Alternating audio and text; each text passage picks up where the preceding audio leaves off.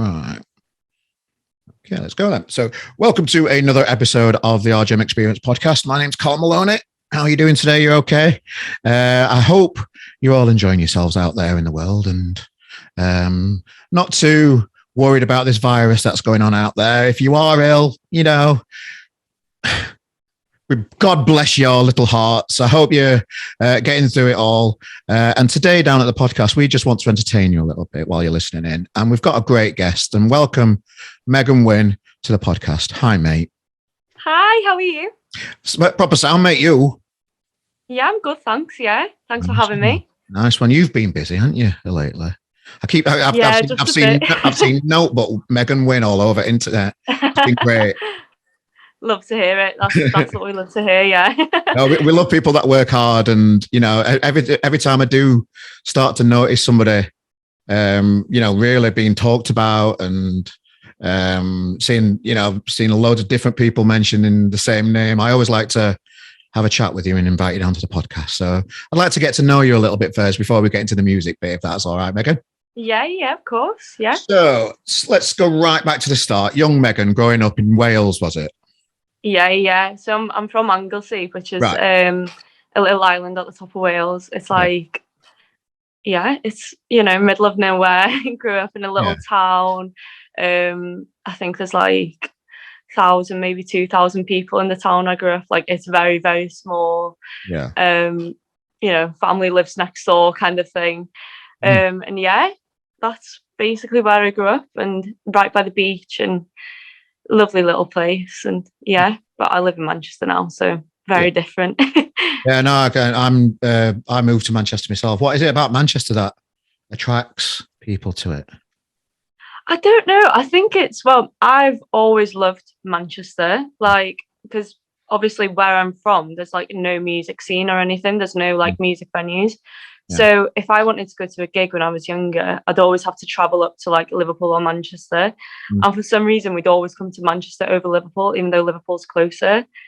So I think it's always been like, oh, I want to do music, then I'll just go to Manchester, because that's where it kind of started for me. Yeah. So yeah. So absolutely nothing in Anglesey for a young musician looking to, or just a young girl wanting to go to gigs. There's nothing there at all, really. Nah, well, there's like a few things, but it's I kind of did them all when I was like in a Welsh band. So there's like a local radio station which is amazing, plays the best tunes and stuff, called Mon FM, the class.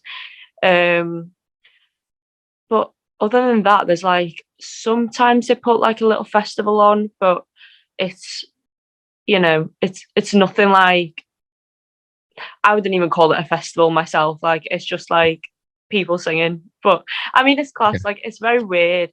But on the back of like a truck or something like that. On the back of a pub or something like that. So there's like in the centre of the town where I'm from. Not that it's a big town or anything. It's very small. There's like a hotel, and it's called The Bull. And they've got like a little courtyard, and they put like, I think it's the first weekend of June it usually happens, but obviously it's not happened now for a few years because of COVID. But and like I've played it a few times, and it's called Gwyl Cefni. And it's like a little Welsh festival. It's weird. It's like you don't buy tickets or anything. It's just like you kind of just show up, and everyone's just drunk, and it's chance to see everyone. But so that's it. You said you were in a Welsh band. Talk me through what was the Welsh band you were in? Oh God, I'm not going to give you the name because I really don't want people searching it. Okay, fair enough. But I think I was 12 or 13, and I've kind of been writing music all my life, but nothing good or anything. But like when I think I was 12, 13, I started taking music like seriously, and then I was doing like opera lessons and stuff. And then I was like, I don't listen to opera. Like, why am I just doing opera? So me and my friend from home. I started when I was 10, I think. But why opera? What made that? Opera. I think it's just kind of like a thing in Wales.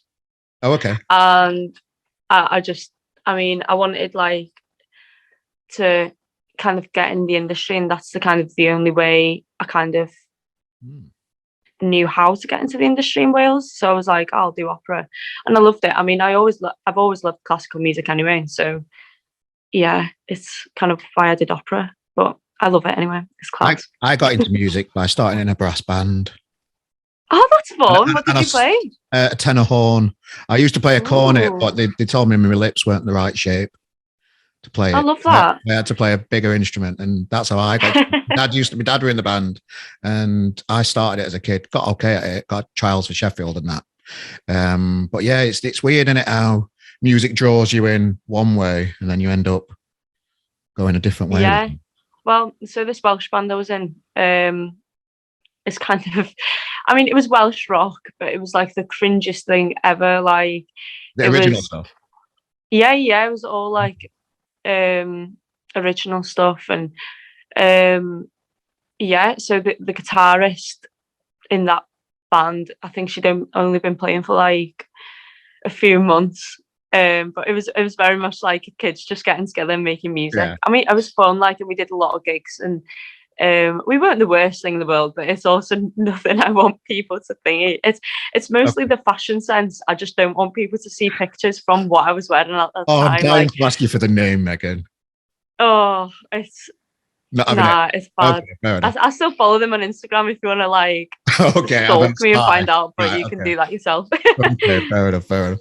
So, what do you like doing away from music then? Do you know what? There's not much I like outside the music because it's always been like the thing I love the most. But I quite like art. Like I'm not very good at it, but my mum's an artist. She did all these pictures you can see in the back there. So I've always been surrounded by art and paint and all that. So I guess I do that a lot when I'm bored and kind of music stressing me out. I'll go, right, I'm gonna paint something. So I like to do that, and then I like football. Yeah, That's it really. Yeah. I'm not like I couldn't name you like every single player in the world, but I used to play for Wales when I was a kid. What position did you play? But not centre back. Okay. The worst centre back in the world. I don't know how I even was on even a field, but but yeah, I mean, I still watch it and stuff, and yeah, great banter. Yeah, That's pretty much all I like. it's how old are you, if you don't mind me asking at the minute, Megan? I'm 17. 17. So I'm 43. So I'd class that as young. I don't know what to say. I don't know what to say these days about like what's appropriate speaking to people these days. I'm always like, what am I allowed to say and what am I not allowed to say? I'm more aware of it these days than ever, because I think it's just right to have that consideration with people, isn't it? But as a relatively young age, 17, to have an interest and to have found something that you're passionate about this early, because when I was 17, I was just drinking cider in a park. I had no direction. I just work. I didn't have what you have now, and that's some kind of like passion and direction for stuff. Yeah. Well, I think like growing up in Wales, you have to find something that you love, or otherwise I think you just get absolutely bored out your brains. And like I often see like those that kind of don't have a passion for something or don't have something to focus on, like they easily go down the wrong path because there isn't absolutely nothing there for you to kind of have that focus if you don't find it yourself. But like I don't think music was ever like a kind of thing where I was kind of looking for something. Like it's always been since I was a baby. I've always loved singing. Like I think from when I was like 3 years old, there's like videos of me like standing on. We have like a bucket freezer where you lift it up, and I used to stand on that and like sing like Linkin Park and stuff. Into a freezer. What? Sorry. Into a freezer, or so it's like you're just singing. It's like a massive tub. And I used to stand on it because obviously I was only like 3, so I could stand on top of it without banging my head. But yeah, and then I used to give like everyone like a gig, and if they weren't listening to me, I'd go absolutely like fuming. But yeah. So I guess that kind of passion for music has always been there. It's never been something I've had to find. Well, my next question was going to be, when did you get the urge to get into music? But that's it, isn't it? That little freezer moment you had there at 3-year-old. Exactly, yeah. But I think I properly got into music. I mean, I'd always wanted to do it, but I didn't really believe that I could, or knew that of like people. Basically, I didn't realise as a kid that these like famous musicians you see were once just normal people. I mean, they still are just normal people, but I didn't realise that they had just started off the same as everybody else. And I don't know why, but when I was like 10, I think I was just like, right, I'm just going to do it because why not? Which is why I started opera, and then obviously got into bands and stuff. And then, yeah, here I am. It is when you're young and you think about, because I've always been fascinated with what's it really like backstage at a festival, when in reality it's just a few portaloos, maybe a table with some booze on it, and it's not very glamorous at all. And you see people, and since I've been doing the magazine and speaking to more, I don't know, celebrities or famous people or whatever, you do see the real side of them, which I love sharing with people, because when you're younger, you see them as something different, don't you? You see them in a different light when they are just normal people. They've just worked so hard for however how many years for them to be in a privileged position to, perform and make money and have a living through music. It's just, it happens to us all when we're young, don't it? We have that view of people, celebrities and that kind of stuff, which I suppose is probably not the healthiest thing to not have but you're young, so you don't know. Yeah, exactly. I mean, I don't know what clicked in me to realise that they were just normal people. I think, because I've been going to gigs since I was 6. Yeah. So once I kind of realised and met a few musicians when I was younger, I think that's when I realised that they aren't like these just like super people. So massive people that's so out of reach. Like, they're not. They're just normal people with abnormal jobs, I guess.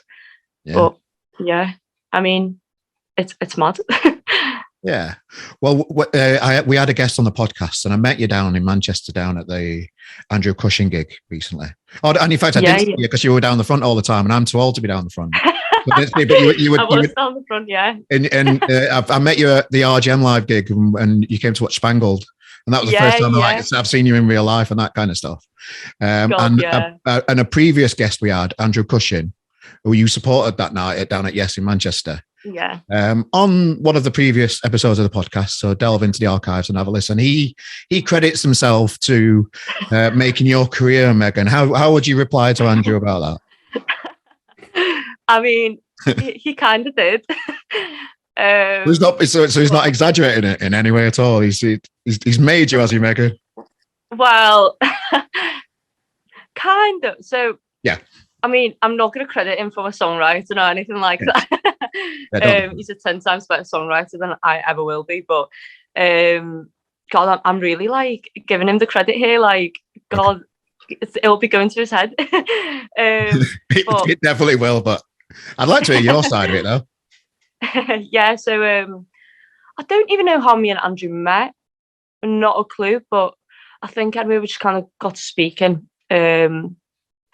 Online and stuff on Instagram, and I think we were just talking about music, and he was like, "Oh, why were you in the studio the other day?" And I was like, "Oh, I was recording my song," and he was like, "Oh, no way, let me hear it." And that was the most nervous I'd ever been, because at that time I didn't really know anyone in the industry, and I knew obviously he was in the industry, and I was so nervous to see what he thought of the song, because I was like, that's so weird. He's the only person I've really shown this song to was my mum and my dad and stuff.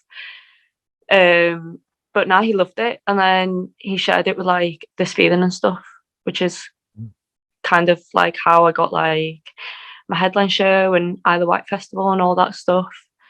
So yeah, it's kind of thanks to him. So maybe if you never sent that email, I would not be here right now. So thanks, Andrew.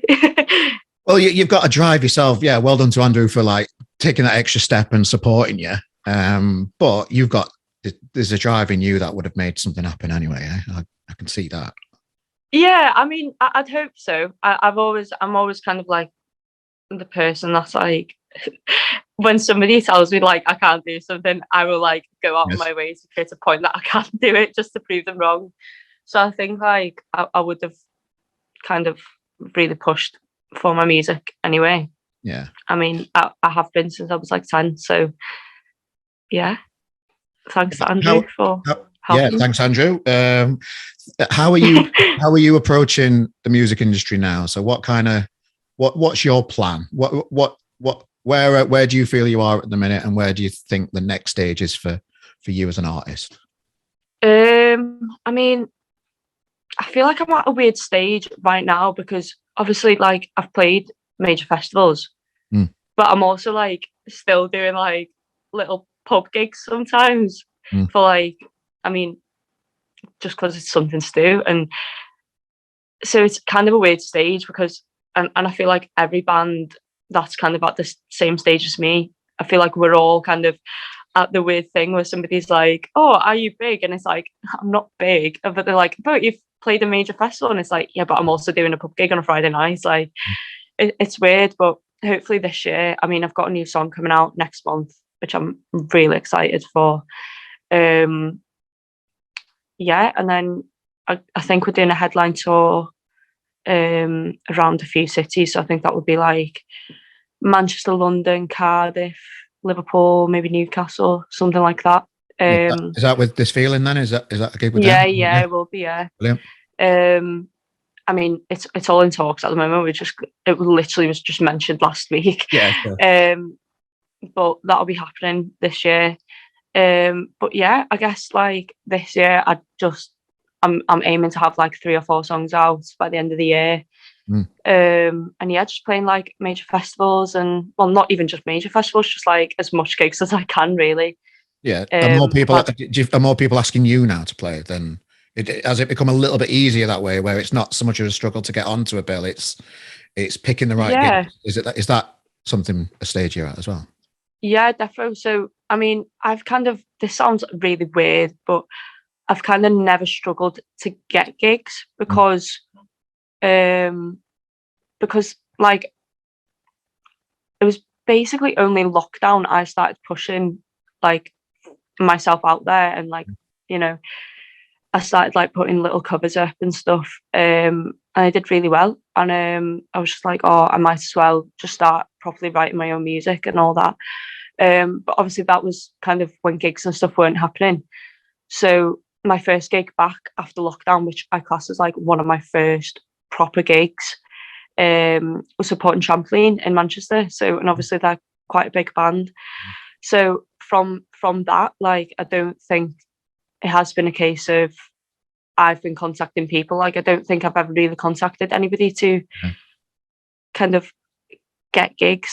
They've always just kind of come to me, which is like, I'm very lucky in that sense. I know a lot of people that do have to go out of their way to kind of message people and thingy. And I do think like if it wasn't for lockdown, I would be having to do that. But yeah, it was just kind of everything just fell into place. It's really difficult for artists, and particularly soloists. It used to be difficult for soloists, but it seems like since the insurgence of people like Sam Fender and Andrew's doing so well, and Ed Sheeran years ago, it seems not so much of a big task for a solo artist to progress these days. Historically, it's been harder, I think, mainly because there's just one of you. There's not 5 of you all together that are just doing all the work and you know doing everything. There's one of you that's there, and you've got to do everything. I just find that interesting how the shift's changed from there's more of a need for solo artists now, and you're seeing them headlining major festivals like Sam. Yeah. I mean, it's amazing. I've kind of always grew up around bands or solo artists that have come from bands, like when Stevie Nicks went solo. But I always think of Stevie Nicks like Fleetwood Mac. Like, I don't think of her as a solo artist. Yeah. And I think that's the case of like a lot of people I grew up listening to. But it's great. Like, at the moment, like you've got, and as well, like you've got so many female solo artists that are pushing like for that kind of festival bills, and not even just like in pop music. Like you've always got solo artists, like female solo artists in pop music. That's just always going to be a thing. But even in the like indie scene now, you've got like Rihanna Downey, you've got Ruby J, there's a lot. You've got Zuzu, who's doing absolutely amazing. I mean, and she's one of the nicest people I've ever met in my life. You've got Taylor Louise, who supported Zuzu. I've seen her in Liverpool. She was amazing as well.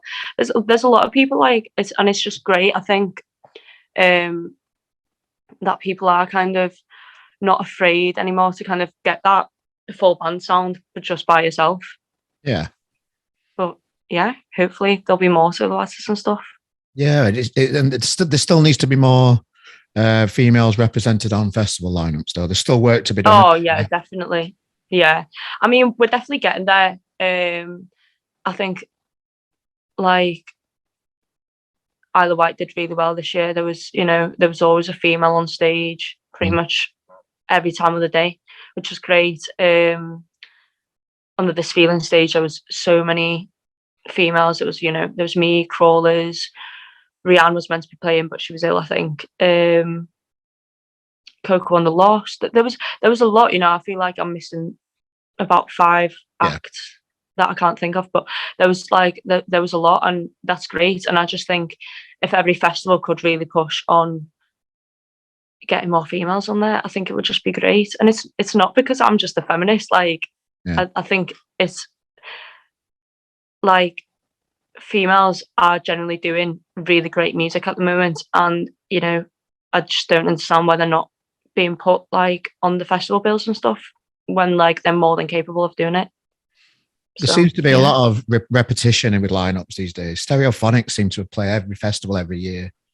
I mean, that kind of I stuff. It's like, well, I know you do. That's probably the worst example of a band I could have picked, because I know you're a big fan of them. I saw your socials when you couldn't get to the gig, and I've just remembered about that was the most stressful time of my life. I cried about 20 times that day. That was the most stressful thing, honest to God. Like, I got told the day before, they were like, "Oh, do you want to come to Stereophonics? Like, you've got a free ticket." It's like, yeah, buzzing. And then like I woke up and I think there was like a snowstorm or something. Anyway, all my trains got cancelled back to Wales, and I was like, oh God, like seriously. And then I was like, oh, there's a coach going from Manchester to Llandudno. So I was like, oh, buzzing. Got down to Manchester city centre, ready to go. I was sitting there for about an hour, and the coach just never turned up. And I was like, oh, are you serious? Like, oh, it was the most stressful thing ever. And like, I think I've just brought it up again. Sorry about that, mate. It wasn't intentional. It's fine. Oh, I think I spent about 200 quid on travel that I never even got to the gig. So yeah. Yeah, so that's probably the worst example to use, but you know what I mean. Some of the festivals do look quite similar these days. Which I'm not. It just doesn't get you. The lineup's not everything with the festival, because the festival environment is just amazing in it, and you kind of you have the best intentions of watching all these bands when you get there, but when you get there, the excitement of it all and the experience and the people around you is precious, as great as the bands around you, I suppose. I mean, like, I always think like the festival is not just like, as you said, it's not just the lineup. It's always like who you're with and where it is, and the weather. And I think if it's raining, it just makes it better, because it's just like everyone's just, I think when it starts to rain, you just kind of lose like every sense of care in the world to what you look like, or it's just all about enjoying it. And that's what I love about festivals. And it's just, exactly, like, it's mad. Festivals, it's like there's nothing like festivals. And I think it's mad, like how different every festival is. Like this year I went to Leeds Festival, I went to Neighbourhood Weekender, and then I played in Isle White, and I went to like a few other things as well, and they're all so different. And you'd think like I feel like everybody that doesn't go to festivals will not understand that, you know, you do have your favourite festivals. Doesn't matter what the lineup is. It's all about like You're still the going to go memories you anyway. have there with your friends, and yeah, it's just the atmosphere is so different with every festival, and I love that. You seem to have got a good head on your shoulders, because when I'm because you supported, but when you support people, it feels to me like it's been heavily considered, and it might not have been, because you supported Johnny Brown recently, a friend of the podcast. Yeah. I've interviewed Johnny. I love the guy. Oh, he's amazing. You just seem to be making really good choices at the minute. So how I'm always fascinated, and when I see somebody doing well and I see somebody that's making good decisions, of how they get round to making good decisions, because I've not always made the best decisions in life, and I'm 43 and I think I'm just about getting there where I might be all right. So how does somebody, how do you make these decisions? What's going on in Megan world to I don't know what I'm trying to say. Megan, help me out. I know what you mean. Yeah. I mean, like, I'm obviously learning every day. Like, I'm only 17, so, but I think it's just kind of not associating yourself with people that's kind of had bad press and stuff. Okay. I mean, not even in a sense of like, maybe they've done some bad decisions or whatever. I mean, I'd never hold anything against them. Like, we're all human, whatever. But I think I kind of I'll always accept like gig offers if I love like the music that the headliner makes. I think that's kind of what I base pretty much every gig I do off. Like, I don't think I'd ever play anything where I wasn't like enjoying the music that the band made or something like that. Like, I think like everyone I've supported or whatever, like Trampoline, Andrew Cushion, Keys, Johnny Brown, like I love all their music, and I look up to them in a sense of they're just phenomenal musicians and phenomenal songwriters. And I think I'd like, if I ever get the chance to be surrounded by people like that, then I am going to take it. But yeah, I mean, this feeling helped me out a lot. Like, I get just random gig offers and they'll kind of tell me like, oh, maybe don't do that one. Yeah. But yeah, I mean, it's all about learning, and it's all about meeting people, and I'm learning every day. Like, I'll just ask people, and people are like more than happy to help me out. Like, I've messaged Andrew so many times and be like, help, what does that mean? Like in an email or something, and he's always helped me out. Or, even the K's have, like, everybody's just really happy to help you. And I think if I didn't have like so many people around me, in a sense of that I've got like a lot of friends in the industry through just gigging and stuff, then I feel like I would have made a lot of bad decisions by now. But I'm lucky in that sense. Well done. And I also want to say a personal well done, and how you dealt with that stupid troll on Twitter recently. Well, thank you. Yeah, I mean, like, hate comments, like, it was like my first hate comment, so I was actually buzzing. Like, I was on the train. Yeah, I was like, yes, I made it. Buzzing. Yeah, I was on the train off to Liverpool. Had a meeting there, and I got off the train and I was like, oh, somebody's quote tweeted it on Twitter, and I was like, oh, it's a hate comment. Oh, I was buzzing. But I mean, I retweeted it anyway, and just because I found it like funny what she said, like, going on about like how somebody looks and stuff. Yeah. And there was a few things about me having lip fillers, which I'm not even old enough to get fillers or anything. Like, you have to be 18 for that. I'm not even 18 yet. So, I mean, I personally just found it quite funny. But the only reason why I retweeted it and kind of brought attention to it was just because I feel like people don't realise that, like, smaller artists get kind of hate comments. And I think, a lot of people that do get hate comments kind of don't know how to deal with it. And I think I kind of know how to deal with that kind of things. Not through music. Like, I mean, hate has always been a thing. Like, coming from a small town, people are quite narrow-minded, and they don't Mm. anything kind of out of the ordinary, they kind of hate on, which is normal in any small town. Yeah. So I just wanted to joke about it, and the love I got from that was just insane. Like, there was so many people that, you know, stood up for me, and that was never my intention at all. Like, I never retweeted it with like wanting people to give me love or anything. That's not what I wanted. Like, but I'm so grateful that people were there for me, and it's mad like how like quickly people were to just, you know, reassure me and stuff. Not that I needed the reassurance, Yeah. but it's like, you know, it's great to see that maybe, well, not maybe, like, definitely love always wins over like hate and stuff. But yeah, I'm blocked by that person, although, so I think I won that one. Well, you could have easily just bitten, couldn't you? Yeah, I mean, and carried it on, and it go a completely different way. And you used humor, you retweeted it, you quoted a Sam Fender song.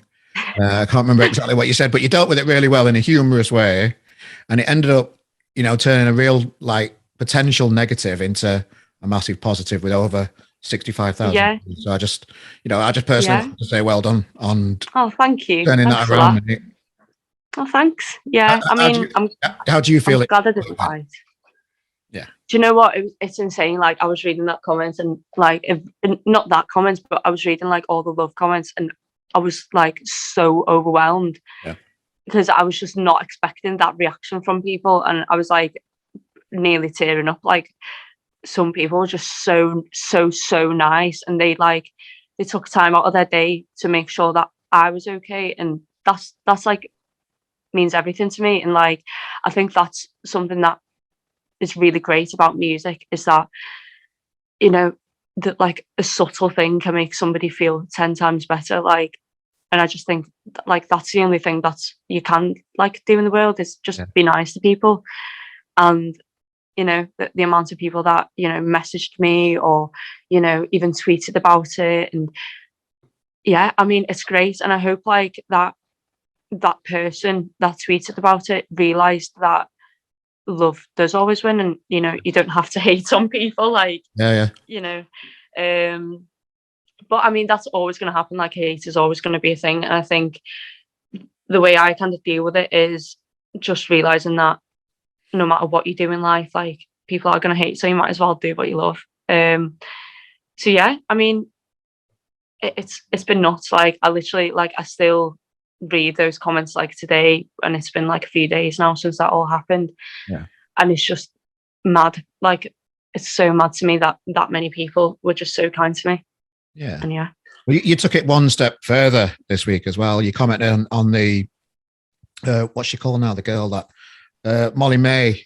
I was just having a nosy on your yeah. And you commented on that particular social thing that got took off. A lot of people. What is it with people that you know, that girl is probably in a privileged position money wise, and she made some comments about working hard and all that kind of stuff. And you commented on your socials just around, you shared it saying, you know, this girl, was it linked with what's she called, the girl that Caroline Flack? Caroline Flack, that kind of thing. So you took it to another level again, seeing somebody that could potentially be affected mentally by that, and sharing differently to what all the trolls and all the people that just like to be excited about something happening online, that, you know, they're just what is it with people out there that just can't wait for something like that to come into the stratosphere and get involved with it, and just make it into this horrible mass social media fucking horrible place? Do you know what I think, like, especially with like someone like Molly May, I think, you know, I find it so weird, like, with, you know, I've not watched the interview, like, you know, whatever, like, I don't really watch interviews and stuff, but I mean, I've heard of the things she said, and I generally think like she's just a young girl, like, I think she's like 22 or 23, and like, I think these people need to remember that, like, yeah, she might be privileged with money and all that, but I mean, like she is only 22 at the end of the day, and like no matter what kind of person or whatever you said, I don't think anyone deserves hate. Like that is like the lowest thing anyone can do is, you know, spread hate, and there's just no need for it. Like obviously I'm hoping like now she like reflects on what she says and like what she said and kind of learns from it. But it's also like people need to consider that she is only 22, and you know anybody could easily say something as stupid as Christ, that. if somebody had written down everything I've said from when I was born till now, I think I'd just be cancelled every week. It'd just be ridiculous. Exactly, yeah. I mean, the whole cancel culture thing is just, it's mad to me because I think people forget that these people are actually people. Like they are just normal people at the end of the day. And, you know, people will turn on and say, well, yeah, they decided to present themselves online and expose themselves to this. But it's like, it's exactly the same as someone deciding to work in an office job. Like it's completely up to you what you do with your life. And I just don't think that anyone should be putting hate out there. I just don't think it should be a thing, but it's the worst side. It's the worst side of social media. It allows people that have got probably not much going on in their lives to hate on somebody that for not much of a reason, just to get some kind of energy out of their system and place it onto somebody else. I don't get the mentality of that. I hate seeing it, and I recognize it, and I try. You know, I have to stop myself sometimes as well. You know, I'm not perfect at all. I've got a mouth. I'm always got to. And I'm trying to get better at not censoring myself, but saying things in a different way than what I would do even a year ago. All the time, I'm always trying to improve that kind of stuff. But there's not. I don't know what I'm trying to say again. Yeah, I know what you mean. It's like I think going back to that, like when I was younger and thinking like that, like these people on the internet, like that had these massive followings and stuff. The same with musicians and stuff. I think that people don't think that they read these messages. It's just a relief for some people, isn't it? And they don't know the and it's not like I find these people that do say these things, I feel like, you know, they would never say it to your face. No. And it's really mad. Like I don't get what people get out of it. And it's just it's mad. And I think people just do need to consider, and this is not just because I've experienced it. You know, I do consider myself quite strong in that sense. Like I don't really let what people say get to me. But a lot of people, especially to like the extreme Molly Mason, like she's got like millions of followers. And if you think about it, like what one person may tweet will just add to what everybody else has said. And yeah, I don't agree with what she said, but at the end of the day, I think people just do need to consider that she is just a normal girl at the end of the day that said something stupid, and people just do need to realize that what you say or what you do does have an effect on other people. The media don't help either, because the media probably puts out into the socials that this privileged white girl has said this about homeless people when she's got all this money and all that kind of stuff. Why don't they just I saw it as why don't you just buy a house? But I don't think she actually said that. So the media the media just proper makes things worse as well. So there's responsibility from everyone, and I'm fully aware of that running RGM, that you know these kind of things you just need to be careful with that kind of stuff. And definitely. We just have more. There should be more consideration. There should be more regulation on social medias. I'm pro people showing like you would if you're opening a bank account up. Show your ID to open up a social media account. I can't see any problem with that. And then, if you say something bad to somebody, then that's on you. You've had it basically because you've documented online something horrible. Yeah, and I think that would stop it. That would stop a lot of it. Yeah, is like these apps and stuff. I think there's a massive like blame on like people like Instagram and Twitter and all these like platforms themselves, where like during COVID they could flag up, you know, anytime you like type the word COVID, there would be like COVID information coming up. Yeah. Why is that not a thing with hate? Like, why is someone spreading a hate comment? Why are they not, like, why is there not an article coming up about what spreading a hate comment can do to people?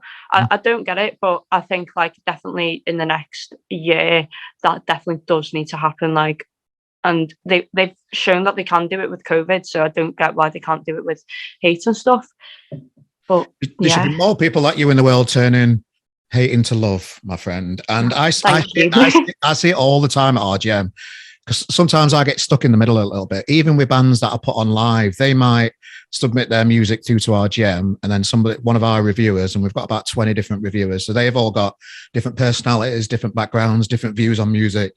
One of them might review the band and not necessarily give them a favorable review. But when they don't give them a favorable review, I insist that reviewer it offers constructive feedback to try and help that artist. That's basically the heart of what we try and do at RGM. So sometimes I get stuck in the middle of putting a band on live and RGM's not given a favorable review before. That's a fascinating relationship to have with a band, and one that's quite difficult at times. But what I think a band doesn't realize is that it doesn't really matter.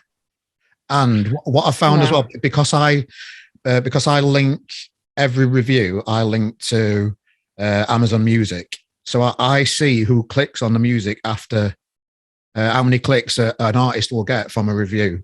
I see that. I see that data.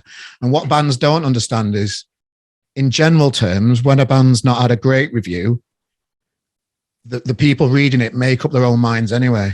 And if they think, oh, that's quite harsh, I'll check them out. The more they get more clicks through to Amazon Music than any other kind of reviews that we do. Yeah, it's the same with me. More downloads, and people just want to make up their own mind.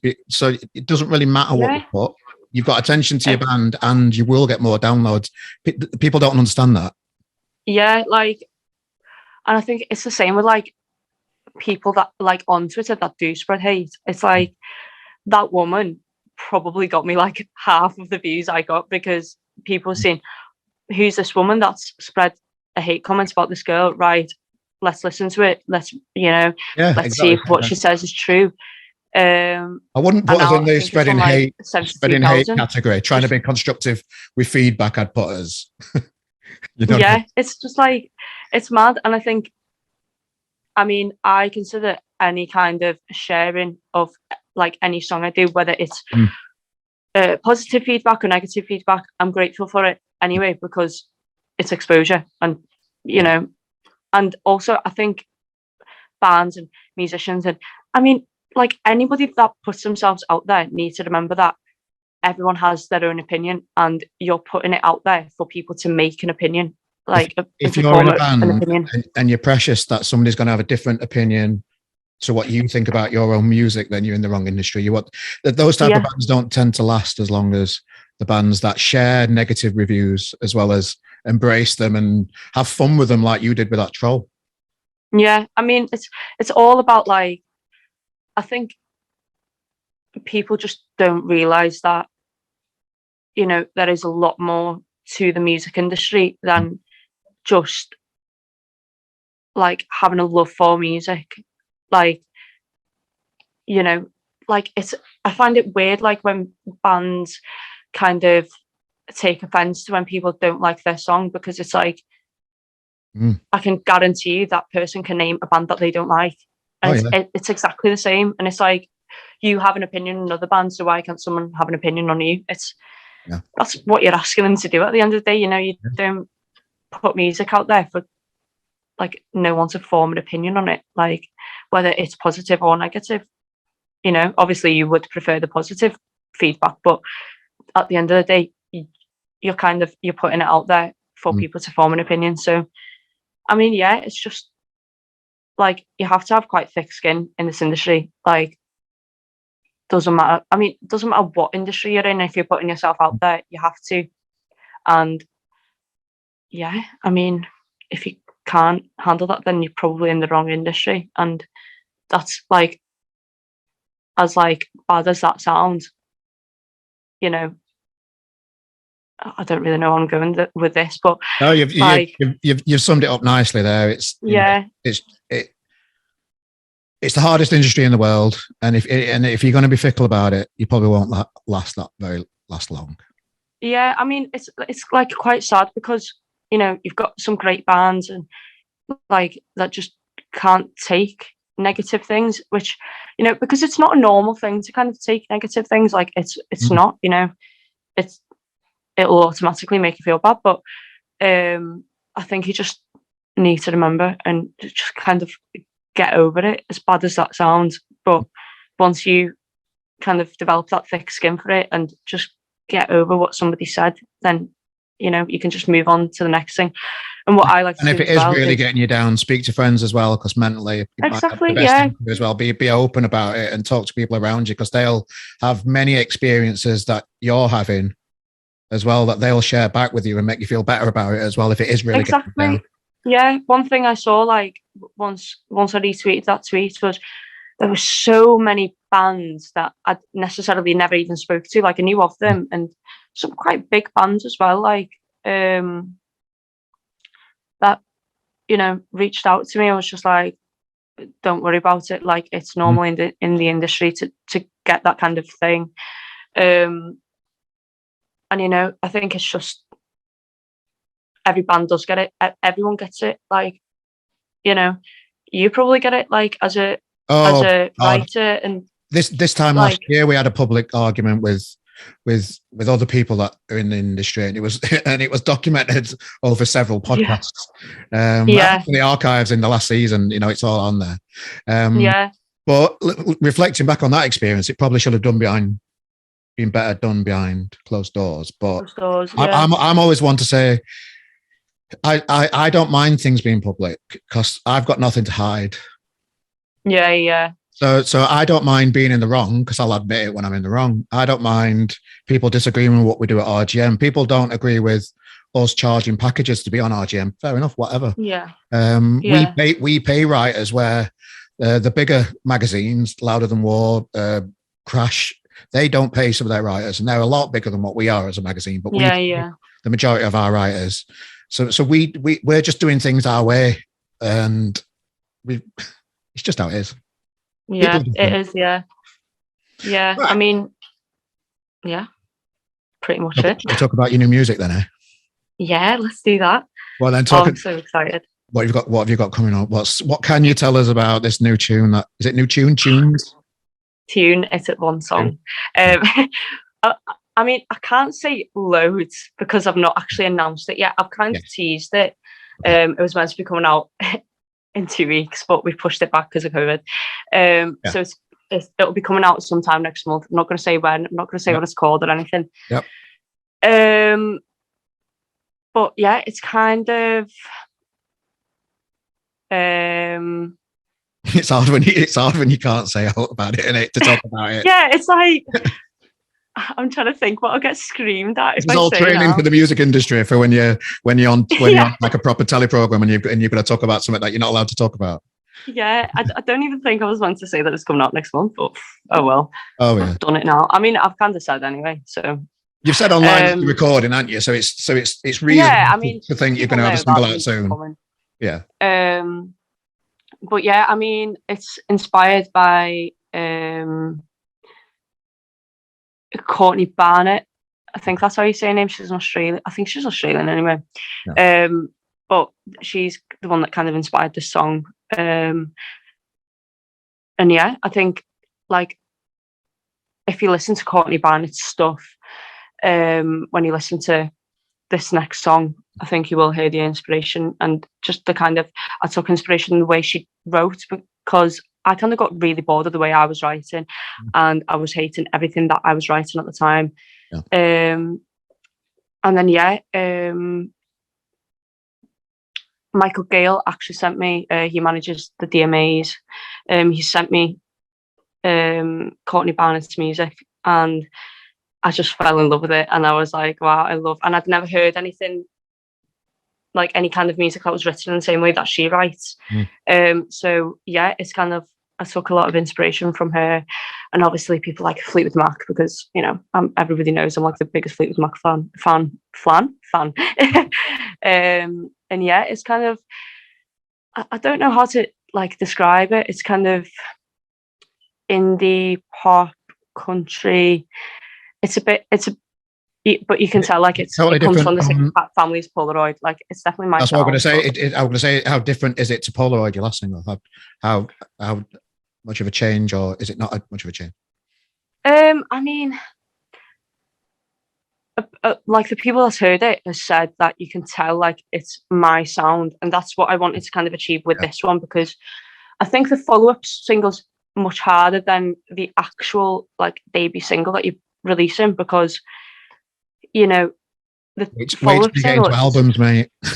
Yeah, it's like this is like the single is what I think people will start to form a proper opinion on my sound, and whether they like it or not. But yeah, I mean, it's kind of, I wouldn't say it's not the same, but it's similar, and you can tell it's my sound, and it's related to it in a way. I'd say they're cousins.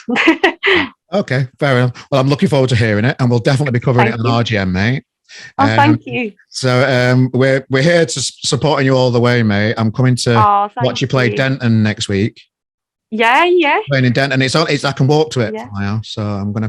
Buzzing, yeah, come down, yeah. Just supporting Roller, so I'll come down and. Yeah, I'm excited for that. And is there anything else? Anything else that you'd like to share with people in the Megan Wynne world? I mean, I've got a lot of gigs coming up in February, March. I mean, I'm supporting John Power with Andrew Cushion. Tickets are nearly sold out for that. So if you want to come, it's in Scunthorpe. And yeah, please come down. Same with supporting the Skinner Brothers in Cardiff, which I'm so excited for. I'm such a big fan of them. I've only just got into them. I've just got into them. So I'm like, yes, I found a new band. It's great. Oh, they're honestly like, I mean, I'm good friends with them anyway. But yeah, I met them at Isle of Wight, and they're just the nicest lads ever. Like, they're so down to earth, and yeah, their music is phenomenal. Like, I do think Zach is like one of the best songwriters I've ever met in my life. And yeah, I'm so excited to meet them. Like, their energy on stages, not meet them, support them. I mean, yeah, like their energy on stage is just insane. But yeah, I don't think that's far from selling out either, and that's in Cardiff in Clwb Ifor Bach. So if you want to come down to that, get your ticket. Get your socials out. You've got loads going on, haven't you? Yeah. Working as hard as you can at it, just cracking on. Right. So socials. I mean, this is a bit of a hard one. I've got 2 Instagrams, which I've just. Oh, have you? Yeah, I don't know why. One of them was meant to be a music one, and then everyone's followed my other one instead of the music. Oh, you're trying to separate the music from the personal side of things. I mean, now I've just kind of merged them, but at the start I was kind of like, right, that's my music one, that's my thing. But I mean, there's no point. There's nothing else going on in my life except music, so I might as well just post it on both. So yeah, my Instagrams are at Megan Wynne Music and at Megan Wynne, and then my Twitter's at Megan Wynne, and then my Facebook is just Megan Wynne Music, I think. And TikTok's Megan Wynne Music, but I don't really post on there. It's just pretty much videos of me drunk with my friends. I'm going to try and get better at TikTok with RGM this year. I'm going to try and get my head around that kind of. Yeah, that's my kind of aim. But it's also like, I am a 17-year-old girl, and I do go out with my friends, and it ends up just being like random videos of just me and my friends and not much music, and then the occasional singing video. Yeah, but people want to see the personality. People want to know. Yeah, I mean, people will like that, I think. Yeah, if you want to see some personality, follow me TikTok. Okay. Yeah, but yeah, that's pretty much all my socials, I think. Well, thanks for joining us down the podcast. Well, thanks for having me. Very much appreciated. Really enjoyed watching you blossom, and I'll continue following your career and wish you all the best with it. And yeah, thank you. Cheers. Well, thanks for having me.